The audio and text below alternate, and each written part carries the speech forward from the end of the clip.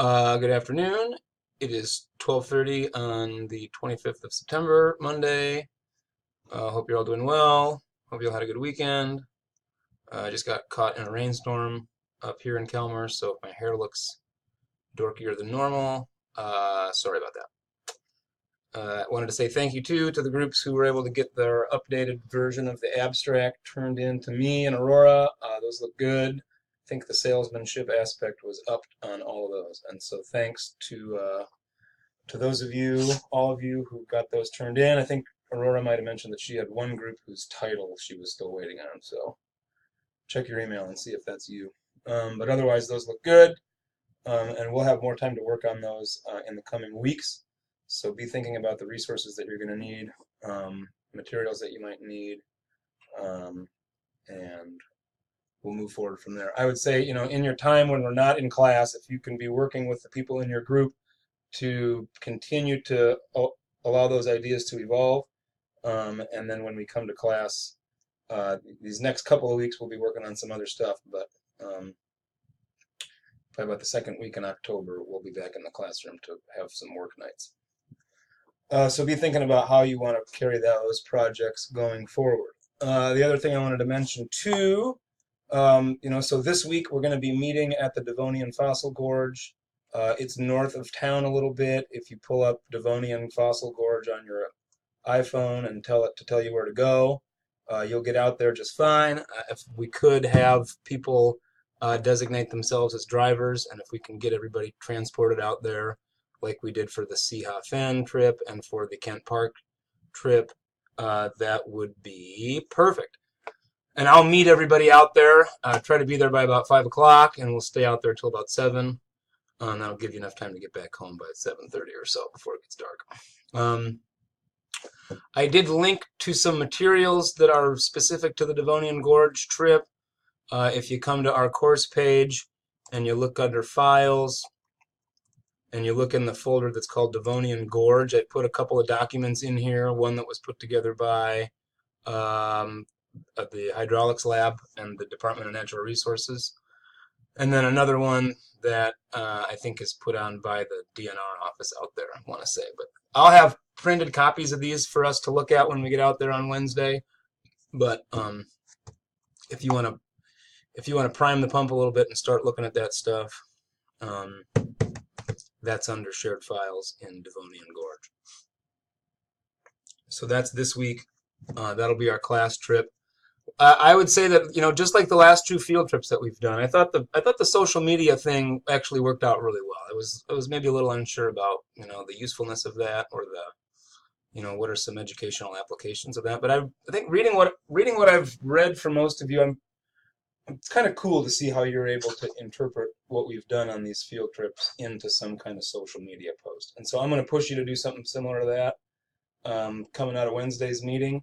So bring your phones, and after you get home for the evening, try to work up some kind of useful post that advertises what we were doing and talks about what you learned out there. And then also to be thinking, how could you take that experience or parts of that experience and turn those into some sort of lesson plan that we could get out to practicing science teachers. And so how could you take what you learned at Devonian Gorge and turn that into some kind of lesson plan or educational material that we could put in the classroom? So that's Wednesday. I'd also like us to start another round of the environmental news discussions on the icon page here. And so if you click on discussions, I started a new thread that I'm calling Environmental News Week 6. And so I put a little description up at the top here about what I'd like that to look like this week. I'm going to give you a little bit more focus than I did in the first week, which was pretty open-ended. This week's discussion, I would like to focus on topics related to climate change. So you shouldn't have any trouble finding new and old articles related to climate science. I had some questions too about how am I going to assess those posts, and I'm going to be pretty lenient about the whole thing, but if you're wanting to see like what kind of criteria am I looking for as you post these things, I apologize for the small font size. If I can make this a little bigger, that's not going to work.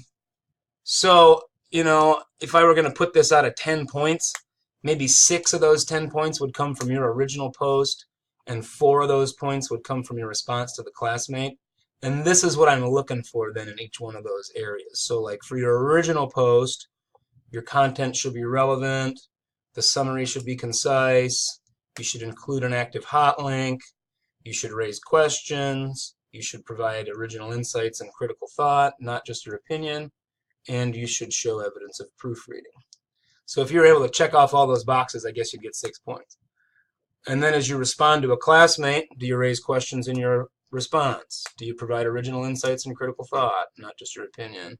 Do you make reference to the original article so that we can see that you actually read the thing? And do you show evidence of proofreading? So this is kind of what I would be looking for, and this is the rubric that I use with my NICC students when I teach this class online. And so similar kind of criteria. I apologize for making that so small. I think when you look at it on your side, maybe you can make that a little bigger. And then I actually went and posted something. So I posted a link to an article that's from August of 1981. I was 6 months old when the article was written. I'm not going to read it here for you, but I would encourage you to read this article and respond to the prompts that I put down here below. I think this is a great article to get the discussion started. It's a little bit of a trip back in time, and it features some characters that we are going to come back to and revisit again and again as we talk about climate change over the course of the next few weeks. And so I would really encourage you to read this article, get your head wrapped around it, and then respond to my prompts down here, and that'll get us going. Okay, so one last thing, I guess, too.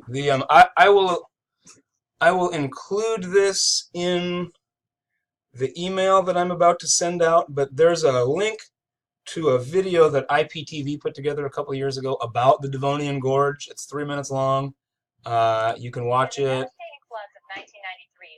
right here. So I'll send. I don't think you can hear this. I don't think you could hear what she was saying because I'm using a version of Screencast-O-Matic that doesn't allow audio from computer and microphone. So you might not have been able to hear what they were saying, but when you play it on your own side, put on some headphones or something and you can hear it. But I will link you to this in the email that you're about to get, and I'd encourage you to watch that too. It gives you kind of a primer of what we're going to be looking at on Wednesday. All right, I'm done. Good talk to everybody. See you out there at the Devonian Gorge on Wednesday. Have a look at the environmental news stuff, and if you're still needing to get details into Aurora about the International Day abstracts, please try to get that done today. All right. Talk soon.